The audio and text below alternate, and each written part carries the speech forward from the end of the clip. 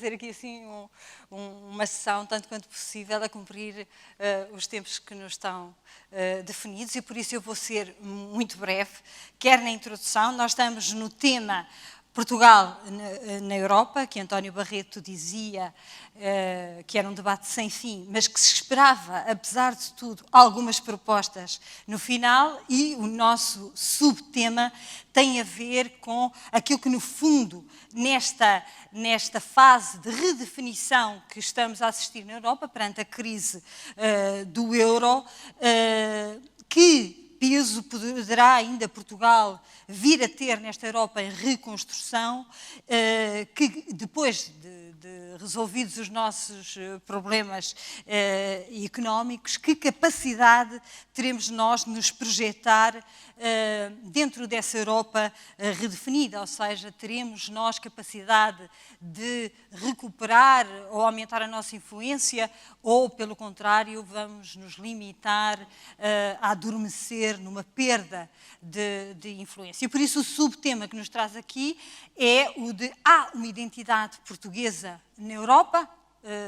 A pergunta abre-se para depois podermos saber, na fase final do nosso debate, o que fazer então com essa identidade. O povo português costuma classificar um homem totalmente desorientado como aquele que não sabe de que terra é.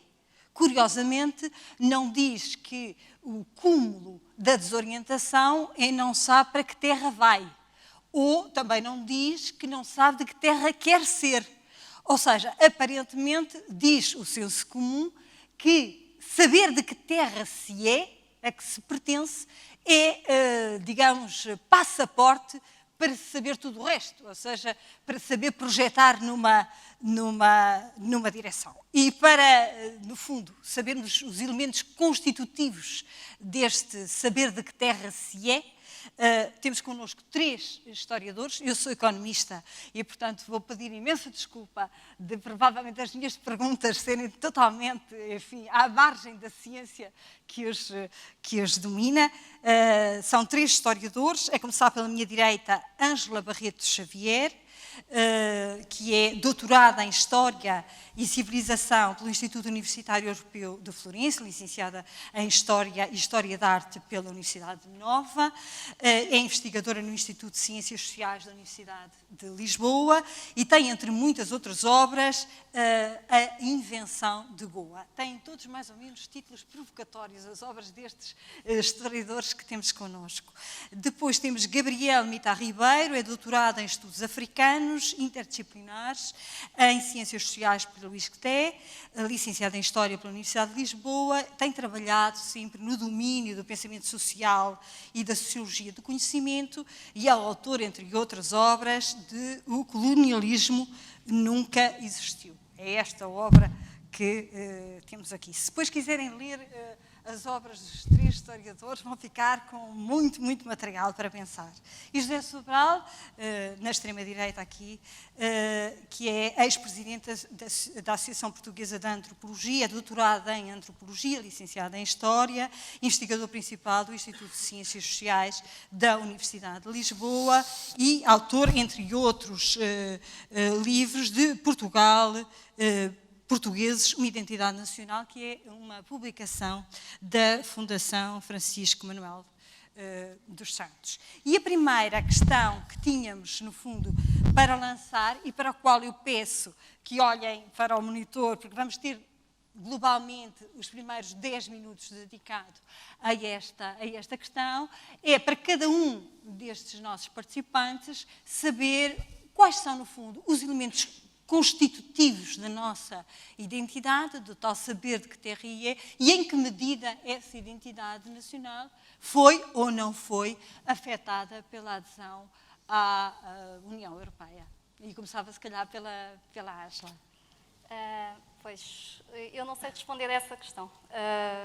Eu dizia que, para mim, é muito difícil definir a identidade portuguesa. Eu acho que há várias identidades portuguesas, são demasiados portugueses com vários percursos históricos e identitários e transformar isso numa identidade portuguesa. O José Sobral certamente saberá responder melhor, porque fez um estudo excelente onde sistematiza as várias possibilidades de ser dos portugueses, mas uma resposta concreta sobre o que é a identidade portuguesa eu não sei dar. Eu talvez saiba o que é que não é, talvez, a identidade portuguesa. E o que é que não é? O que é que não é? Sem querer ser politicamente incorreta, Pode eu ser, não me estás revejo em títulos como O Labirinto da Saudade, Portugal, o Medo de Existir, ou O Desnorte, de José Gil, com todo o respeito que tenho, como é evidente, tanto pelo Eduardo Lourenço como pelo José Gil.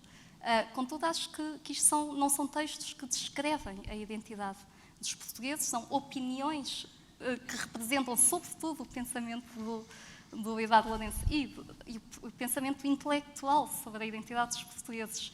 E daí que seja pouco representativo do que é a identidade dos portugueses, porque muitas vezes é difícil sairmos deste círculo de nós, não é? Se calhar todos aqui somos um bocado intelectuais e isto dá-nos uma posição para pensar a identidade dos portugueses que muitas vezes é hiper-elitista e o olhar é menos descritivo do que interpretativo, mas a partir de um quadro de referências muito, muito marcado. E no caso da ensaística filosófica, nomeadamente, dentro de um quadro de referências que tem regras próprias e acaba por moldar muito o próprio discurso. Portanto, eu de facto não sei muito bem, lamento este paradoxo. E em relação mesmo a esse não saber, mas saber o que não se é, acha que a União Europeia, ou seja, a nossa entrada formal na União Europeia, a adesão, em si mesmo é um fator que pode abalar a identidade, alterar a identidade? Alterar, certamente. A minha resposta, a minha dificuldade em responder a esta questão resulta mesmo de eu achar que a identidade não é uma coisa estática e, portanto, é muito difícil dizer o que é a identidade portuguesa neste momento. Tudo está em construção. Enquanto historiador, nós vemos sempre a coisa num fluir e num processo.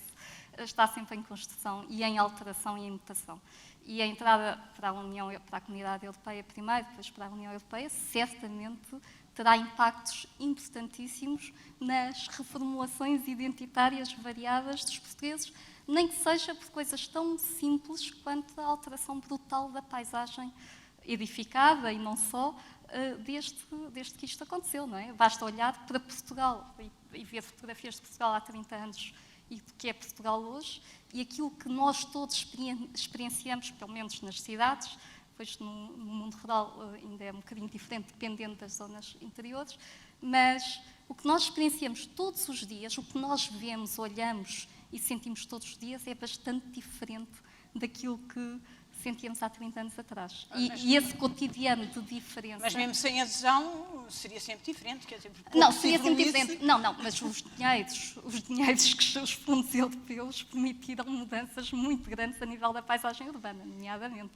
as famosas autoestradas. Tudo isso tem uma dimensão também simbólica e que molda a nossa percepção sobre nós mesmos e a modernização, a europeização dos portugueses também passa por esta experiência do cotidiano, daquilo que nós pensamos e vivemos no nosso cotidiano. Em busca da resposta. Boa tarde. Em primeiro lugar, agradeço à Fundação Francisco Manuel dos Santos o convite para aqui estar. Saúde os presentes. Eu sou mais ou menos faço parte do clube daqueles que não sabem bem de que terra são. Eu trazia uma parte um bocadinho mais teórica sobre o que é uma identidade coletiva, falava de fatores como a idade, o sexo, a cor da pele, a pertença a um território, uma cultura comum, etc. Mas eu prefiro pessoalizar um pouco a questão, perdão, e no fundo todos nós que aqui estamos, deste lado e desse ou em casa, poderíamos responder à questão de que é feita a nossa identidade portuguesa. Para percebermos como é que este campo é subjetivo. E eu vou chegar-me à frente e vou dar o exemplo e tentar explicar de que é feita a minha identidade portuguesa. Começo por dizer que eu não tenho ascendência portuguesa. Portanto, eu sou descendente de africanos, árabes e indianos. Vim viver para Portugal na adolescência, em 1980, e posso dizer que entrei na identidade portuguesa pela porta do fundo. Isto é, como muitos, eu fui daqueles que passou dificuldades, vivi no Vale do Jamor, no tempo das barracas, vivi num orfanato em Lisboa. A partir dos 15 anos, nas férias grandes e também nas férias pequenas, eu comecei uma década de vida de operário servil no meio da comunidade imigrante africana, essencialmente moçambicana e angolana. E onde é que nós trabalhamos? Já perceberam? Nas obras. Na sete-nave, na siderurgia, na vida fabril, quer na parte de produção, quer na parte da manutenção, na restauração, por aí fora. Eu praticamente saí da obra para a sala de aula como professor. E o Gabriel tem hoje também nacionalidade moçambicana?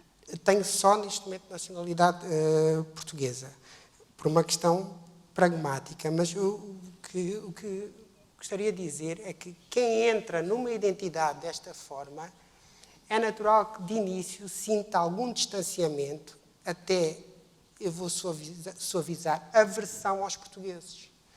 Mas, com o tempo, eu fui fazendo a minha conversão. Agora, fui fazendo a minha conversão, mas quero deixar duas notas. Uma, nunca abandonei, nem abandonarei a minha identidade moçambicana. Porque a memória é uma coisa que não se apaga. O que eu fiz foi acrescentar à identidade moçambicana uma identidade portuguesa que cada vez mais valorizo. Mas esta ambivalência vou transportá-la até ao fim dos meus dias.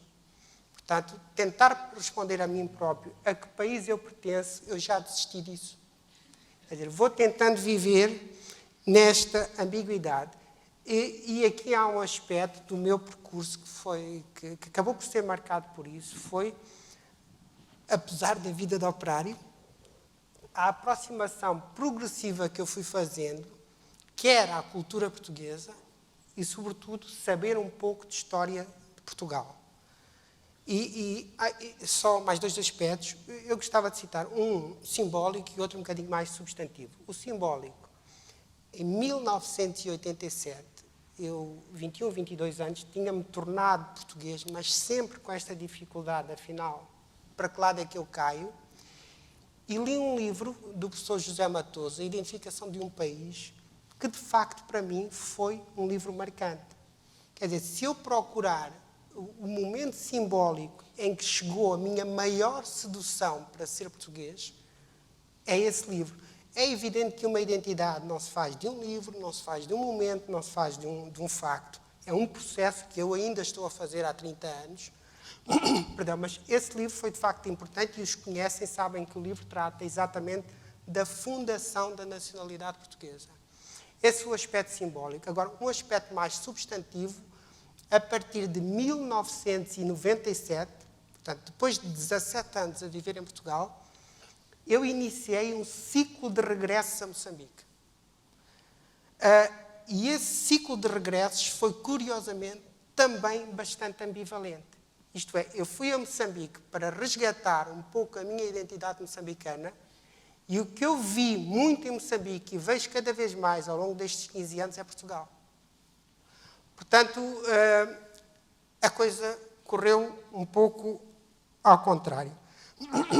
E o que é que eu faço em Moçambique? Em Moçambique o que eu faço é, pelo país todo, ouvir discursos de senso comum, é isso que é estudar o pensamento social, depois analisá-lo. E tenho mantido ao longo de 15 anos, mais ou menos constante, ouvir os meus conterrâneos moçambicanos, africanos genuínos, gente comum em África quer dizer essencialmente gente pobre, tenho mantido constante, entre outros temas, mas estes são constantes, o que é que eles pensam da colonização portuguesa, o que é que eles pensam do português, ou, para simplificar, não levem a mal, o que é que eles pensam do homem branco. E este trabalho, ao longo destes anos, faz-me, por um lado, ver que é extremamente importante a visão do outro sobre os portugueses. Nós vamos ter tempo no segundo tema para tratar melhor esse seu trabalho. Queria só que pontualizasse se considera que a adesão à Europa mudou alguma coisa na identidade portuguesa, mesmo nessa busca que... Eu aí vou ser um pouco com mais, Mais, deve ser vamos sair daqui sem sociais. resposta. E vamos sair sem resposta. Porque assim, as identidades são dinâmicas, estão sempre em construção. Quer dizer, a identidade hoje não é a mesma de há 10 anos, não é a mesma de há 20 anos. E é evidente que a entrada na União Europeia, de alguma forma, mudou o foco do Império, mesmo depois da Revolução, do Império um pouco mais para a Europa. Basta olhar para as novas gerações, o que mudou. Portugal é, de facto, um país diferente. E depois, a entrada no século XXI, de facto, muda muita coisa. E nós ainda, enquanto cientistas sociais, enquanto historiadores, até enquanto cidadãos, creio que ainda não percebemos o que é que significa o século XXI. De tal maneira, ele é diferente do século XX. Portanto, teve certamente influência. Agora, fica a resposta. Na segunda parte vamos voltar a ela. José Sobral. O que é a identidade portuguesa? Bom, a identidade portuguesa, como todas as outras identidades nacionais, resulta da formação de um Estado, no século XII, que a pouco e pouco se diferencia pela conquista, pela homogeneização cultural de outros Estados similares. Portanto, tem umas fronteiras delimitadas, tem um centro político, tem centros culturais, nomeadamente, ao princípio, muito coincidentes com os centros políticos, e é a partir daí, digamos assim, que se constroem elementos homogeneizadores sobre uma população diversificada. A parte de Portugal foi conquistado, já era estratificado socialmente, e supomos nós, com culturas extremamente diferenciadas, tinha moçárabes, tinha judeus, tinha uma importante população islâmica e tinha uma população diversificada de cristãos vindos do norte, sobretudo ao nível das elites senhoriais. Portugal, digamos, é esse produto, e é esse produto em interação com a formação de outras entidades que tiveram maior ou menor dificuldade em fazer coincidir a formação da entidade política, chamamos-lhe assim, o Estado medieval, com um coletivo cultural. O caso da Espanha é notório. Portugal está basicamente delimitado no século XIII, como sabem, a criação de uma realidade de Espanha, a partir da existência de uma realidade antiga chamada a Espanha, foi difícil e ainda hoje eu não digo acabada, porque estes processos não são unidirecionais e, portanto, estão submetidos a dinâmicas, às dinâmicas das interações dos outros e, portanto, a Espanha é muito diferenciada, com fortíssimas reivindicações nacionais no seu interior. Pelo contrário, por exemplo, na Grã-Bretanha, que se chama Reino Unido, a Inglaterra é mais parecida com Portugal pelo modo como rapidamente construiu a centralização. Portanto, este tipo de construção da identidade, dada pelo aparecimento do nome coletivo do povo dos portugueses, dada pela identificação de um país, como diria o José Matoso, a que se chama Portugal, começa muito cedo, mas só pouco a pouco, pela guerra e, sobretudo, eu diria, pelo normal funcionamento da vida cotidiana, pelo intensificar das relações sociais com os que estão mais próximos em relação aos mais distantes, pela força dos estereótipos que se constroem ou classificações que se constroem sobre si próprios e sobre os outros, só a pouco e pouco é que esta identidade, digamos, se foi construindo, mas sempre em mutação. Isso é muito diferente, esta construção da identidade. Como eu digo, depende muito do Estado ou depende muito de agências como a Igreja, é muito diferente do modo como ela, se quisermos ao nível fenomenológico ou da experiência, é vivida por cada um de nós. É muito mais fácil conhecermos esta identidade, digamos, oficial, reconstituída a partir das narrativas, dos mitos da ancestralidade, etc., do que, efetivamente, conhecermos o modo como as pessoas se identificam em relação ao país. O que é que pode explicar que um minhoto seja português e que um galego ainda se questione sobre se é espanhol ou não? E o que é que, com a proximidade Galiza-Minho? Foi, em primeiro lugar, uma questão política. A questão da separação, digamos assim, do Condado Portucalense e depois do Reino de Portugal, em relação ao noroeste peninsular, com o qual o norte de Portugal tinha fortíssimas relações culturais, nomeadamente ao nível da língua, podemos dizer, no galego atual e no português atual, são em grande medida uma evolução de um romance latino-ocidental a que ambos pertenciam. Intervieram diversos fatores aleatórios de natureza política, conflitos entre a primazia entre a Igreja de Santiago de Compostela e o Arcebispado de Braga, etc. De tal maneira que uma forte corrente do nacionalismo galego que desponta em finais do século XIX, como Manuel Murguia, e que tem talvez o seu expoente mais conhecido na poetisa Rosalia de Castro, manteve fortíssimas ligações a Portugal, e há um setor galeguista que lutou até ao fim no que foi derrotado, para que a norma escrita do galego atual fosse aproximada do português, e um dos grandes homens do nosso lado, ou do lado português, foi o professor Rodrigues Lapa, e não fosse a norma escrita castelhanizante, que irá contribuir a pouco e pouco para que o galego falado na margem norte do Minho seja diferente do português falado na margem sul do Minho. Portanto, mas é evidente, permanecem este tipo de afinidades, outras diferenças, a história foi-as construindo. Queria-lhe só dizer uma coisa sobre a Europa, se me permite interromper. Eu queria dizer o seguinte: a identidade portuguesa, não apenas em termos espaciais, foi sempre parte do subcontinente europeu, parte essa, por sua vez, do mais amplo continente euroasiático. Foi sempre essa parte. Porquê? Bom, por coisa simples, a estrutura urbana portuguesa é do Império Romano, para não ir mais longe, portanto a topografia é essa, a das comunicações também, ao nível da linguagem também, e ao nível do direito também, e ao nível das nossas convicções também. O cristianismo moldou-nos desde as estruturas do parentesco até noções individuais que nos interpelam, mesmo quando nós somos francamente materialistas ou ateus. Uma certa noção da igualdade entre os seres humanos, noções da responsabilidade e da culpa. Tudo isso, apesar depois da cristandade se ter dividida, é, se quisermos, uma marca de uma parte da Eurásia a que se chamou Europa, à qual Portugal, com um percurso próprio, sempre pertenceu.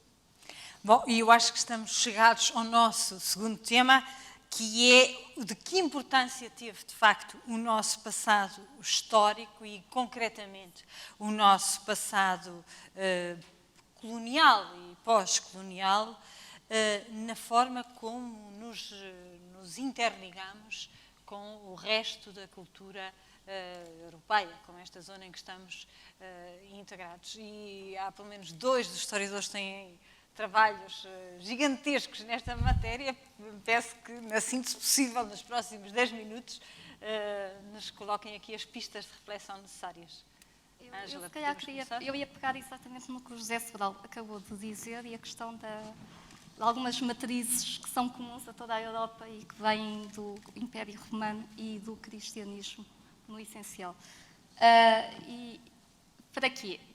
Porque eu acho que, e se calhar contrariando também uma coisa que o Zé disse há bocadinho, talvez um bocadinho diferente, eu acho que o século XVI é, de facto, um dos momentos centrais para a formulação identitária, se quisermos assim, a partir do centro, das elites, daquilo que é Portugal, através de um processo de reclassicização de Portugal. É nessa altura que os historiadores, os grandes historiadores do século XVI, expulsam o Islão da história portuguesa. Isto é, o Islão é tornado estrangeiro do passado português, e é nessa altura, quer dizer, nós conhecemos a Reconquista e tudo isso, como é evidente, mas é nos finais do século XV, com a expulsão dos judeus e dos muçulmanos, são os outros internos, e, ao mesmo tempo, um esforço brutal de recuperação da memória romana de Portugal, para dizer que os portugueses são os herdeiros dos romanos, que se assiste a um momento de reconstrução identitária, se quisermos, muito forte, e que permaneceu, foi estruturante o futuro, porque nós sabemos que até agora, até muito recentemente, até por razões às vezes pragmáticas, se recupera essa parte da história islâmica, mas até agora, na verdade, o senso comum português tinha incorporado esta ideia de que o passado islâmico, que é longuíssimo, é tão ou mais longo do que o romano, na verdade, era uma coisa estrangeira, portanto não constitutiva. Este preâmbulo porquê? Porque isto acontece exatamente na mesma altura em que Portugal começa as suas famosas descobertas. Portanto, são 2 processos paralelos que acontecem simultaneamente. A classicização, por um lado, e, por outro lado, a expansão, a saída das fronteiras para para o encontro de outro mundo. E eu acho que estas componentes, e agora contrariando aquilo que disse logo no início, que eu não sei responder nada sobre a identidade portuguesa, mas eu acho que esta componente... Nós nunca duvidámos que ia responder. Esta componente da classicização, da expansão, que tem várias dimensões, não é? Asiática, africana e depois brasileira, enfim, coexistem com um outro processo, que o José Sobral também já falou, que é da diferenciação em relação à Espanha, que é o grande rival nessa altura. Eu diria que estes três aspectos são centrais para pensar a identidade portuguesa e precisamente porque a experiência imperial portuguesa tem 500 anos, isto é, em 900 anos, em 500 anos Portugal foi um império. Quer dizer, é evidente que isso é hiperconstitutivo da maneira como os portugueses se encontram, porque desde há 500 anos muitos portugueses tinham familiares que andavam pelo mundo.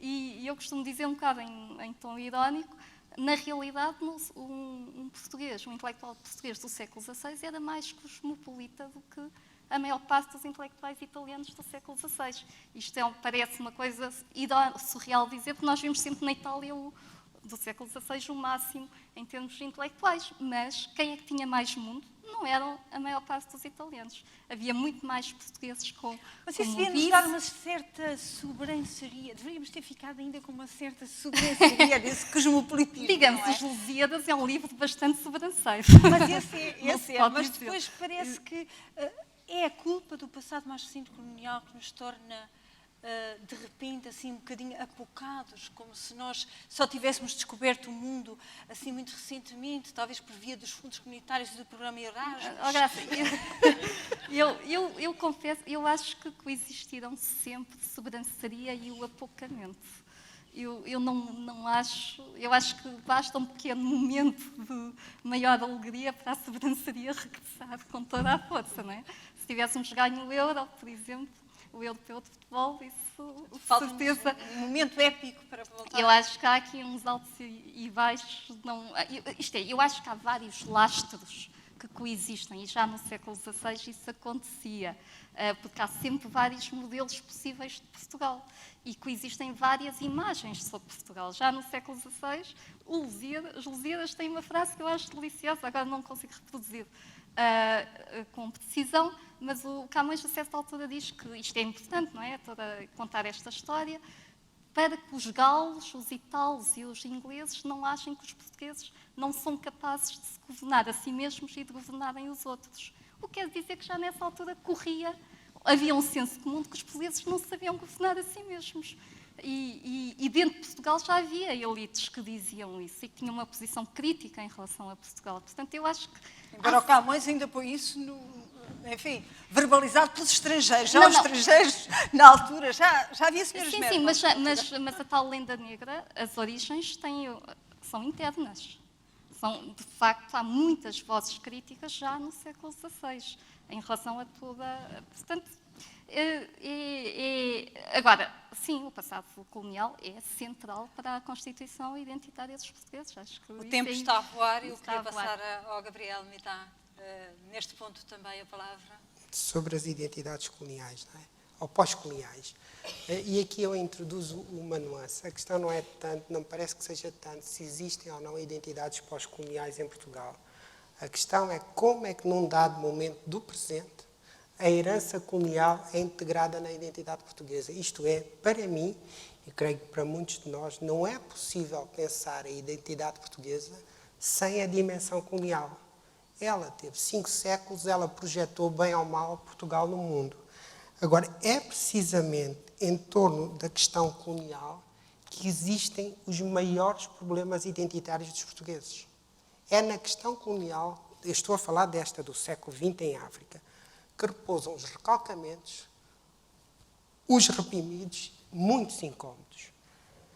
E aqui eu faço um ponto para lembrar um aspecto óbvio. É que a colonização portuguesa, insisto, estou a falar sobretudo desta de África no século XX, a última, que é a mais traumática, digamos assim.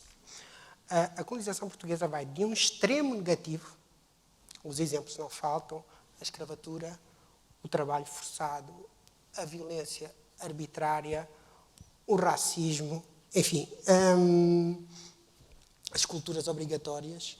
Portanto, a colonização portuguesa vai de um extremo negativo a um extremo positivo. Não é por acaso que eu há 15 anos, por todo o Moçambique, ouço uma frase, eu uso a frase como símbolo, mas pode aparecer a ideia sem ser tão clara como esta frase, mas não é por acaso que eu ouço há 15 anos em Moçambique esta frase. Eles, portanto, vocês, os portugueses, os brancos, os colonos, eles civilizaram-nos. E estamos já no século XXI. E quando eu pergunto o que é que as pessoas comuns querem dizer com isso, as pessoas dão conteúdos concretos a esta expressão. Agora, o que me parece que tem estado a acontecer... E esses conteúdos passam por, só para... Para termos exemplos, ir à escola, a cultura escrita, o calçado, o vestuário, a construção, a religião, enfim, muita coisa. Agora, o que tem estado a acontecer é que, quando nós temos um processo histórico e social complexo que vai de um extremo ao outro e nós truncamos uma parte e vemos apenas outra, o que nós estamos a fazer é aquilo que os psicanalistas, psicólogos, designam por desvio funcional depressivo da memória. O desvio funcional depressivo da memória, no fundo, é a adulteração da memória, é a negação da memória. E, no meu ponto de vista, eu sei que isto é discutível, mas é este o sentido que as ciências sociais, a historiografia, têm atribuído à questão colonial. Portanto, truncar uma parte. Falar com as pessoas comuns em Moçambique por mais de uma década torna evidente um outro aspecto. É a dinâmica do processo colonial. Na cabeça das pessoas é muito claro que a colonização em 1974 era uma coisa, em 60 era outra, em 40 era outra, até onde vai a memória das pessoas. E há um exercício que no outro dia nós falámos, que eu vou repetir aqui, é que se nós fizéssemos uma tabela simples de dupla entrada, de um lado colocássemos contributos dos romanos e dos árabes para a transformação civilizacional dos europeus ou dos ibéricos, dos portugueses, o que é que punhamos desse lado da coluna?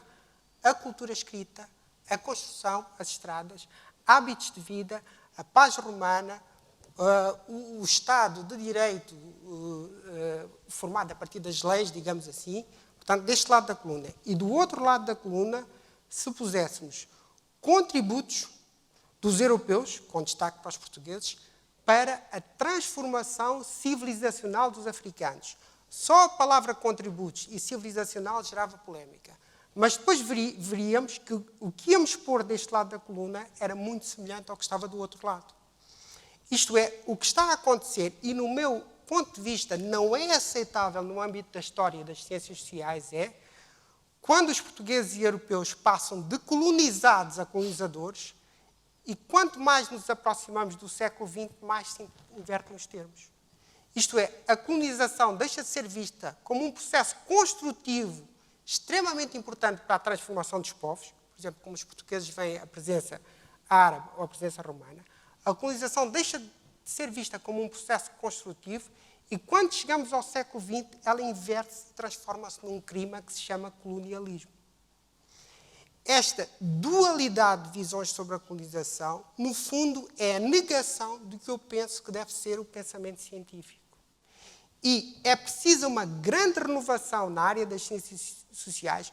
A questão da colonização é um exemplo de muitos outros fenómenos que nós estamos a precisar de uma verdadeira revolução ao nível do pensamento sobre as sociedades. Não vamos contribuir mais para a revolução, mas vamos parar por aqui para passarmos a palavra a José Sobral ainda neste tema. Muito bem.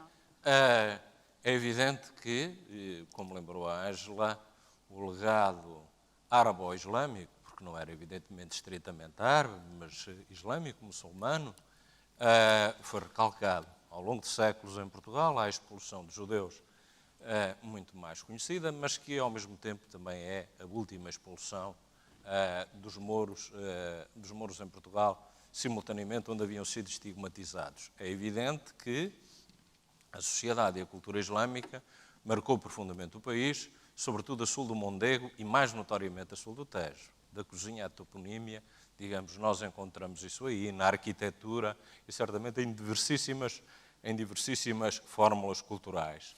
A maior parte, digamos assim, da opinião e do campo intelectual português assumiu sempre, digamos assim, que havia uma marcha teleológica para o progresso, na qual os romanos tinham importância. A certa altura há uma facção intelectual germânica, germanizante no século XIX, tem a ver com a ascensão da Prússia e do Império Alemão, mas foram poucos aqueles que assumiram, digamos assim, a importância do legado islâmico. Um foi Alexandre Herculano com os moçárabes e o outro foi o seu discípulo David Lopes, à entrada do século XX, foi um dos primeiros professores de árabe no curso superior de letras em Portugal, que foi o primeiro homem, digamos, a erguer-se contra o mito da chamada Reconquista, que tinha sido construída durante a própria guerra ou os momentos de conflito com as diversas unidades políticas árabo-islâmicas em que se tinha, digamos, dividido o Califado de Córdoba depois da sua época de maior poder.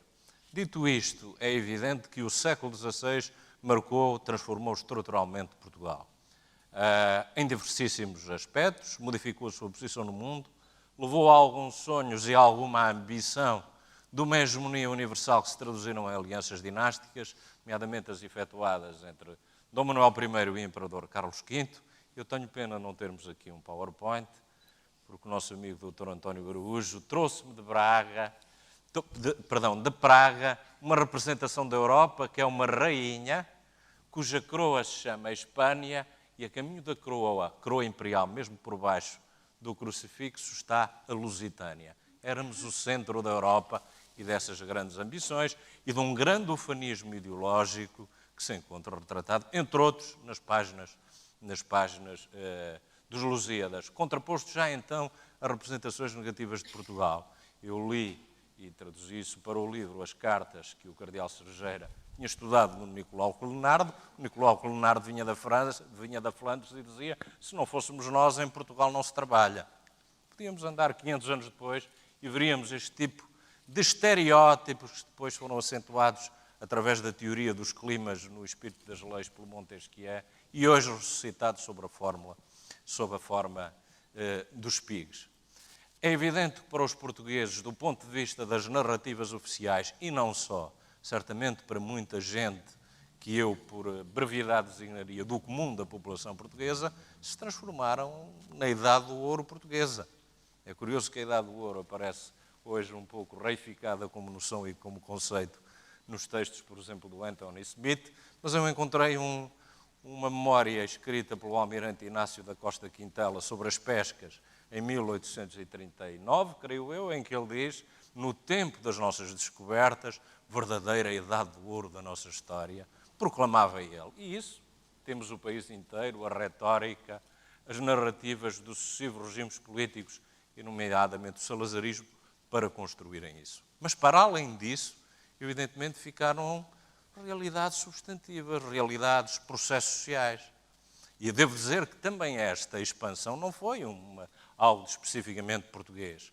Quando os portugueses se dirigem para o Atlântico Sul e para as Ilhas Atlânticas e para o Norte da África, vão em companhia do vizinho ibérico, mas, ao mesmo tempo, a Inglaterra, dos primeiros Tudor, está a avançar sobre o Atlântico Norte, como está a França, como está a Holanda. Estes são desfazamentos de poucas décadas, ou seja, o movimento imperial do século XVI, como depois o novo colonialismo rássico de finais do século XIX, é também ele, evidentemente, um movimento europeu. Também isso faz parte, digamos assim, do enquadramento, da articulação entre Portugal e a Europa. Só um apontamento final para dizer que eu comundo muitas das reflexões dos meus dois colegas, digamos assim, de reflexão aqui, daquilo que o Gabriel Mitá está a dizer sobre as questões do colonialismo. Eu não tenho ido à África, mas conheço e sou amigo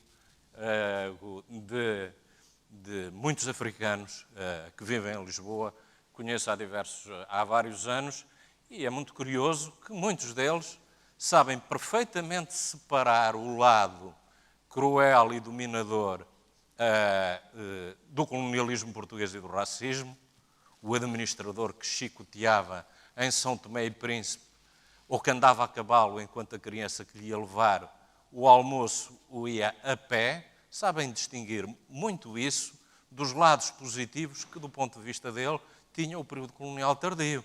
Porquê? Porque não tinham a malária, porque tinham os hospitais a funcionar, porque tinham a infraestrutura sanitária a funcionar e este discurso é também um discurso crítico sobre as suas próprias elites pós-coloniais.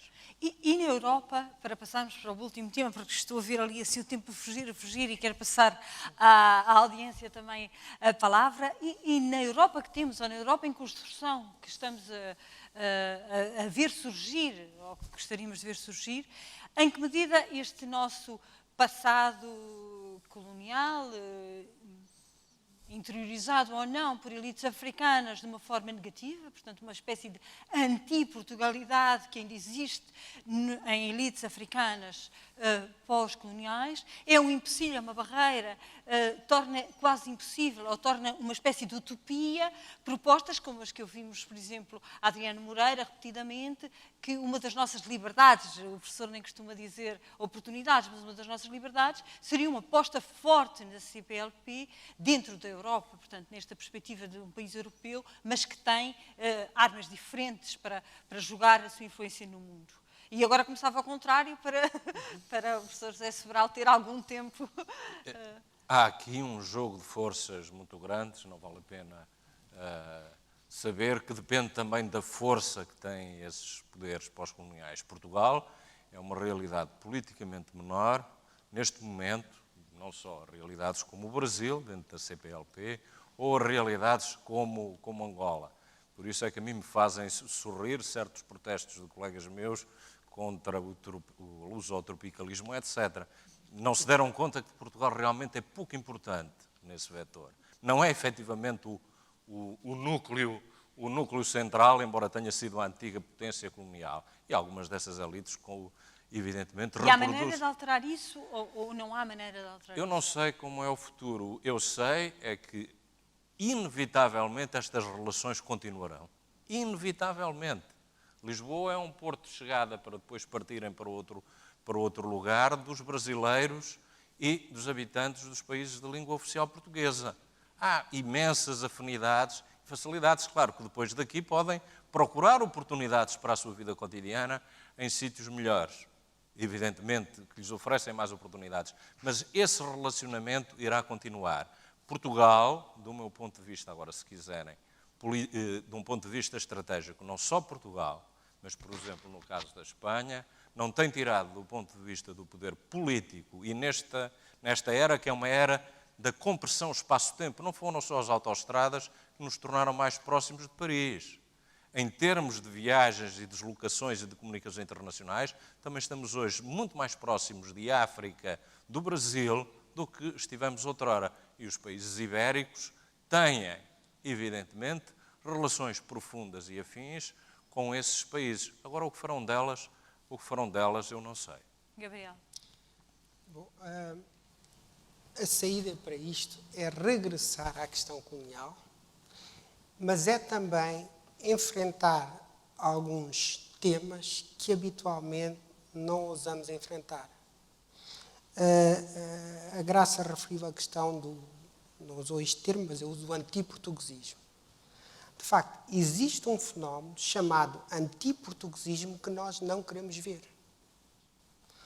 Um fenómeno que se constitui mais ou menos de um conjunto de atitudes, comportamentos, essencialmente das elites, e estou a falar de uma parte das elites africanas, que ostensivamente depreciam a condição portuguesa e, por essa via, acabam por prejudicar a condição de imigrante português branco, hoje numa sociedade maioritariamente negra, e por isso é que eu estava a chamar a atenção, nós já não estamos no século XX. Portanto, temos que pensar estas realidades. Isto talvez seja duro dizer, mas eu quero aproveitar esta oportunidade. Isto é, todo aquele que comprovar que em Portugal existe racismo antinegro, e não deve ser difícil, será seguramente capaz de comprovar que em países como Angola, em países como Moçambique, em países como Brasil, existe um fenómeno chamado antiportuguesismo. E nós não discutimos isto em grande parte, por responsabilidade das nossas elites académicas, das nossas elites intelectuais, que depois contaminam o discurso de senso comum. Isto é, são muito seletivas nos temas que estudam e na forma como abordam determinados temas. Eu fiz um trabalho de campo sobre isto em Moçambique e posso dizer que numa parte das elites moçambicanas autóctones, o antiportuguesismo é forte. E ele tende a inverter-se à medida que nós descemos na hierarquia social, onde os portugueses têm uma representação positiva. Mas só quem manda é a elite. E isto, no meu ponto de vista, é demasiado sério, porque isto tem implicações na imigração portuguesa, seja no sucesso, seja no bem-estar, seja até em termos de segurança. Isto é, eu sou defensor dos direitos das minorias, em especial da minoria negra, em sociedades maioritariamente brancas. Mas não sou ingênuo ao ponto de pensar que no século XXI nós não devemos exigir o mesmo às sociedades maioritariamente negras. Isto é, os direitos cívicos e políticos que seriam atribuídos às minorias africanas cá são extremamente importantes para conquistar direitos cívicos e direitos políticos da minoria, em especial da minoria branca portuguesa em África. O mundo de hoje não é tão inocente como as pessoas querem fazer crer. Gabriel, vou tirar só a palavra para a Ângela ainda ter uns minutos e senão temos um levantamento na sala. Ora, eu acho, novamente de acordo com o José Sobral, nós se calhar devíamos estar mais em desacordo, que era para isto criar algum ambiente conflituoso. Mas, primeiro, eu acho que não é só Portugal que tem, todos nós sabemos, não é só Portugal que tem um passado imperial na Europa. Portanto, a questão tem que se colocar logo aí. A Inglaterra teve um passado imperial brutal e tem laços com a Commonwealth brutais de articulação com países não só africanos, na Ásia, etc, etc. A França teve um passado imperial, a Holanda teve um passado imperial. Portugal é um ator, entre muitos atores que tiveram um passado imperial. Portanto, esta ideia que eu acho que às vezes passa sobre o grande papel que Portugal pode desempenhar como o intermediário ou a ponte, se calhar não é um grande papel, é um papel, tem de ser situado num puzzle em que há muitos outros que desempenham papéis de intermediários, pontes, etc., e por vezes com maior credibilidade, pelas razões que o Gabriel está a dizer. Eu lembro-me de só este pequeno apontamento. O Caetano Veloso, há muitos anos, dizia que, infelizmente, o Brasil tinha sido colonizado por Portugal. Se tivesse sido colonizado por Inglaterra, eram os Estados Unidos do Brasil e não aquela confusão. Agora o Caetano Veloso já mudou de opinião. Mas isto é um bocadinho sintomático, de facto, sobre o poder que estes países podem reconhecer a Portugal para fazer esse papel. E quando Portugal entrou na Comunidade Europeia, o Brasil estava em crise.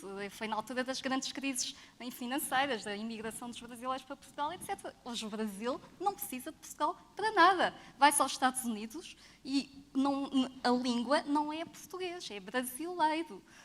No ano passado eu estive em Nova Iorque e os grandes armazéns americanos tinham o ano do Brasil. Qual é a interlocução efetiva que Portugal... Os brasileiros ainda falam português. Claro, exato. Não, mas os brasileiros não precisam de Portugal para lidar com a União Europeia, como se viu, não é? Os angolanos, cada vez menos. Portanto, o mundo está em grande mudança. Não me parece que esse papel seja... Mas só para terminar, pode haver um pequeno papel de Portugal a esse nível e que seria ao nível da questão da imigração. Porque nós sabemos que os índices, agora este estudo do Augusto Mateus e também o trabalho coordenado pela Marina Costa Lobo, têm mostrado que a experiência portuguesa com a imigração, nomeadamente pós-colonial, natureza pós-colonial, com todos os problemas que ela tem, tem sido considerada como uma experiência de sucesso a par da Suécia, que é e se calhar aí Portugal pode ter uma palavra a dizer em termos de boas práticas e de uma Europa mais inclusiva e de lutar por determinadas formas de integração que não são as características de países como a Alemanha, que têm os problemas que têm, que sabemos que vamos ter que passar à assistência e como estamos numa escola, isto é terrível porque eu vejo muito mal os... Vamos começar aqui à esquerda, se calhar. Muito boa tarde. Muito rápida a questão para termos Sim, tempo para a ok. resposta. O que eu quero perguntar, se calhar não tem muito a ver com agora a última parte do seguimento da conversa, mas tem a ver um bocadinho na ideia do que o Dr. Gabriel Ribeiro veio a apontar como uma necessidade de pensar no que é a sociedade e como é que ela deve ser pensada.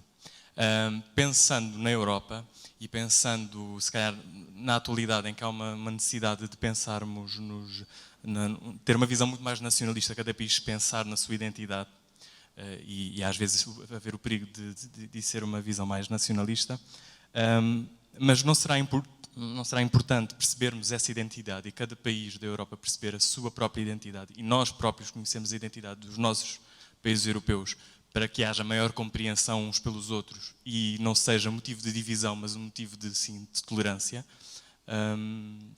Acho que era isto. Então, vamos ouvir, juntamos 2 ou 3 questões, se calhar é o melhor para este senhor aqui. Bem, uma breve nota e uma questão. Uma breve nota é o seguinte, eu sou viziense, quando era estudante do liceu só via uma aluna mestiça, nunca tinha visto propriamente negros. Vim para Lisboa, efetivamente, há muitos anos. E, portanto, vivo, efetivamente, no meio, felizmente, em que uma presença africana muito significativa. Eu penso que, isto é para dizer o seguinte, eu penso que nós não podemos pensar estes anos apenas como resultado dos fundos da União Europeia. Há uma parte identitária dos portugueses que foi modificada pelos retornados primeiro e depois pela imigração africana e imigração brasileira. E que, efetivamente, mudou profundamente a nossa compreensão do que somos portanto, eu queria deixar esta questão e queria deixar um testemunho. Eu, em funções oficiais que desempenhava, em 2001 estive a representar Portugal em Durban, quando foi da conferência complicadíssima sobre o racismo. A delegação mais numerosa era brasileira, composta sobretudo por gente do movimento negro brasileiro, que era gente das camadas médias e baixas, pronto, mas também, naturalmente, alguns, elite também, do movimento negro brasileiro. E sabe o que é que houve em Durban? Houve uma passeata para colocarmos um ramo de flores na estátua do Fernando Pessoa, que viveu em Durban. O movimento negro brasileiro fez questão de participar ativamente nisso. Por outro lado, o português é uma das línguas da OUA. É preciso não esquecer, efetivamente, que há, apesar que se calhar o pioneiro da CPLP foi o Amílcar Cabral, antes dos brasileiros. E, portanto, há um potencial enorme que nós, a meu ver, não devemos desprezar na nossa inserção na Europa. Já temos aqui pistas suficientes para as primeiras respostas, mas juntávamos só mais uma questão que eu penso exatamente aqui. Boa tarde. Achei as intervenções muito interessantes e queria dar os parabéns por isso, mas eu não sei, acho que há aqui uma questão que foi referida e que eu gostava de ver um bocadinho mais desenvolvida, que é a relação entre identidade e poder político, que eu acho que é uma questão muito importante, ou seja, qual é o papel que o poder político, sobretudo num contexto democrático, pode ou deve ter nessa discussão, e também a relação com os interesses, ou seja, nós temos uma identidade também construída em função daquilo que nos interessa por vários motivos, por razões religiosas, mas também por razões económicas, e acho que esse aspecto também era interessante explorar um bocadinho. E aqui queria fazer um ponto mais concreto, tem a ver com esta ideia da ponte com a África ou com o Brasil.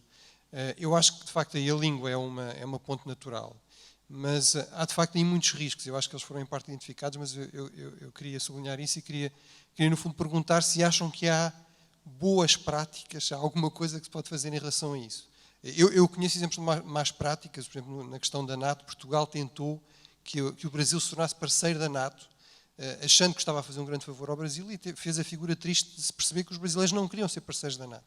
Dentro desta coisa óbvia de que nós somos ponte e sabemos muito bem o que é que os brasileiros querem, e, portanto, no fundo era perceber se, do vosso ponto de vista, há aí alguma coisa que se possa fazer, quer em termos de sociedade civil, quer em termos de Estado, para melhorar esse relacionamento. Começámos, se calhar, pelo professor José Sobral, aquela ponta para acabarmos. Eu começo verdadeiramente, há 2 questões de que eu queria falar. A primeira, em relação ao Zé Leitão, foi uma questão muito bem colocada, tem a ver, evidentemente, com a relação de Portugal ou de elementos culturais que não são exclusivamente portugueses. Começa logo por aí. A língua portuguesa não é um património dos portugueses. A língua portuguesa pertence aos falantes de língua portuguesa. E os falantes de língua portuguesa são um conjunto de pessoas que habitam diversíssimos estados e, além disso, a língua portuguesa faz parte de línguas minoritárias ou crioulas, que nem pelo facto de algumas vezes não serem estatais, são inferiores enquanto instrumentos de comunicação às grandes línguas oficializadas pelo Estado. Os portugueses têm que estar conscientes disso quando andam a dirimir se devem prevalecer ou não certo tipo de normas de grafia ou de ortografia. A língua portuguesa não está centrada aqui, nem sequer o Fernando Pessoa, porque o Fernando Pessoa é aquilo que qualquer comunidade ou qualquer leitor pode fazer ou reconhecer-se ou não reconhecer na sua obra, ou qualquer outro autor. Quem diz o Fernando Pessoa poderia ser um autor, poderia ser o Miyakoto, poderia ser um autor brasileiro. Temos que ter essa consciência e, do meu ponto de vista, isso é extraordinariamente positivo. Também foi muito positivo ver que a população portuguesa viu chegar, embora sobretudo a área metropolitana de Lisboa, populações que o senso comum, já não o discurso oficial, mas que o senso comum tinha discriminado de um ponto de vista racial durante centenas de anos. Chegaram aqui as populações africanas, as populações mestiças de todo o tipo e conviveram. E há aqui uma questão muito interessante. Eu penso que há determinados momentos em que as autoridades portuguesas efetivamente procuraram fazer o melhor, certamente com alguns erros, mas procuraram fazer o melhor e facilitar o mais possível a integração aqui em condições, proporcionando direitos de cidadania que em muitos outros países europeus não existiram. E há um facto positivo que eu não atribuo a nenhum essencialismo português, mas que tem algo a ver com a própria história portuguesa e com a própria ideologia oficial portuguesa de não racistas, que é o facto de não terem aparecido em Portugal partidos racistas de extrema-direita. Isso apareceram, claro, há aí grupúsculos, mas não têm não sei quantos % do Parlamento, nem estão a recrutar, mesmo no momento, numa circunstância de crise económica aguda como é essa. E, portanto, Portugal move-se, ou o Estado português move-se, os seus cidadãos movem-se consoante as suas convicções, as suas sensibilidades. O Estado português, evidente, move-se numa arena muito difícil e onde existe exatamente aquilo que o Gabriel Mitá acabou agora de referir, enfim, e de que todos nós que estamos atentos a estas realidades percebemos não é necessário concretizar. Quanto àquilo que foi dito, creio que era a única parte em que eu poderia intervir das 3 respostas. É evidente que as identidades não se desenrolam num vácuo, são moldáveis, é muito difícil conhecê-las, mas quando se fala em identidades nacionais, não podemos desarticulá-las, elas são de todo, têm a ver com laços de natureza emotiva, económica, política, etc, etc. Só um exemplo, quando eu falei de que Portugal sempre esteve integrado na Europa ou no subcontinente europeu ou em áreas político-culturais do subcontinente europeu, não ignoro, evidentemente, que as atitudes vão mudando. E que uma coisa eram as atitudes, por exemplo, só para dar um indicador, retirado dos eurobarómetros, que a Marina conhece muitíssimo bem, a confiança dos portugueses na União Europeia. Era uma coisa em 2007 e uma coisa completamente diferente. Em 2012, a maioria desconfiava, não só os portugueses. Portanto, nessas identidades, ou melhor, dizendo, nessas identificações, as conjunturas intervêm efetivamente de um modo muito profundo. Não estamos a falar em coisas nem homogéneas, nem em coisas estáticas. Estamos a falar em processos dinâmicos, mas que também não mudam de um momento para o outro. Ninguém pode mudar a língua de um momento para o outro. A língua atravessa as gerações, de tal maneira que nós ainda hoje somos capazes de ler coisas escritas há 500 ou 600 anos. Portanto, há aqui uma estabilidade, digamos assim, na metamorfose. Gabriel, temos muito pouco tempo. Eu estou a ver, eu tenho 20 segundos, a Ângela 20. Eu tomei nota das questões, evidentemente que não vou conseguir responder. Sobre o primeiro comentário, é preciso que nós tenhamos em atenção. Uma coisa é nós falarmos das identidades nacionais, outra coisa é falarmos do nacionalismo. Quer dizer, uma coisa não tem a ver com a outra. Eu, quando estava a referir, por exemplo, que é preciso compreender fenómenos como o antiportuguesismo, eu não estou a pedir aos académicos que sejam nacionalistas. O que eu estou a pedir é que se tenha o mesmo critério para estudar uma sociedade europeia que utilizamos depois para estudar uma sociedade maioritariamente negra ou africana. Portanto, é essa a questão. Eu queria fazer mais um outro comentário, mas... Bom, mas eu agora- acho que não temos que ser tão germânicos que não possamos passar 5 minutos. Então, pronto. Então, vou usar mais... Podemos? Sobre a questão da vinda dos retornados, do movimento negro, do contributo que tudo isso tem tido, tudo isso é de facto assim, mas depois também temos que ter um olhar clínico para aquilo que não funciona. Eu só quero dar um exemplo do nível de reciprocidade que se deve exigir. Nós andamos em Portugal há 3 décadas a incentivar, a exigir, a propor como podemos estudos africanos. Depois com variantes específicas para Angola, para Moçambique, Cabo Verde, por aí fora. Agora, eu gostava de ter o direito de exigir estudos europeus em Luanda ou em Maputo. E estudos europeus com uma variante de estudos portugueses. E o que é que me faziam? Pronto, é esse nível que nós... E já agora, e vou tentar abordar alguns aspectos sobre a questão da relação entre identidade e poder político. Isto é que é muito português. Era só passar um bocadinho. Mas pronto, tomei nota. Então, só digo uma frase. Mais do que nós separarmos essa relação entre identidade e poder político, o que é fundamental e que não temos feito é autonomizar o discurso académico ou analítico do discurso político. O nosso maior vício é a confusão entre isto. Isto tem razões teóricas, epistemológicas, metodológicas, que são difíceis de discutir porque nós produzimos conhecimento, mas não pensamos que qualidade, que tipo de conhecimento é que estamos a produzir. Mas pronto, Ângela, é a última palavra. Então, em relação ao que foi dito em primeiro lugar, eu acho absolutamente que sim. Nós temos de conhecer muito mais do que conhecemos sobre, nomeadamente no que diz respeito à Europa, sobre os outros países da Europa, porque senão o que permanece são estereótipos de todo o tipo. Uma história engraçada que aconteceu na instituição onde eu trabalho, uma colega alemã que não se integrou muito bem em Portugal, e ela a certa altura dizia-me: sim, mas uma das coisas que eu sinto falta é que os portugueses não são calorosos.